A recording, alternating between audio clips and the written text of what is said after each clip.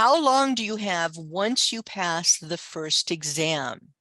Once you pass the first exam before COVID, you had 24 months to finish passing the other two exams. Because of COVID and all of the shutdowns and everything else, they gave us 3 years. Now, we weren't sure whether they were going to do that now and continue that 3-year time frame, but they're still having problems with their closures. They still don't have as many facilities as they used to. And so now they are still giving us 3 years to finish passing all of the exams. So what does that mean?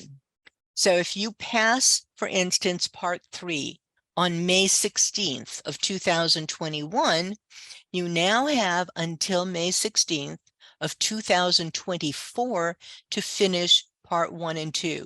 So make sure that you keep track of that on whatever calendar you use.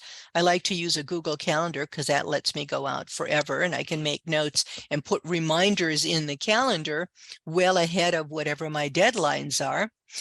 And time passes more quickly than you realize. So let's say you took that exam on May 16th in 2021 and you passed, let's say, part 2 in 2022, but you haven't gotten to part 3 yet and you miss that 2024 deadline. You're going to lose the first exam. I'm sorry, you didn't pass part 1. You lose the first exam and you're going to have to retake that. Now your starting point is going to come from 2 or 3 years after you pass that first exam in 2022.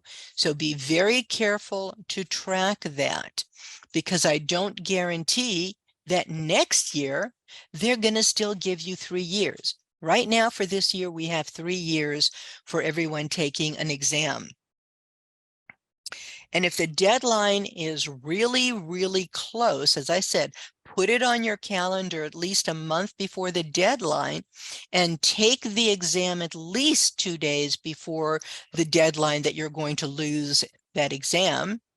That way, if you come close to passing but you fail, you can take it again the next day and pass and not lose that first exam that you'd already passed.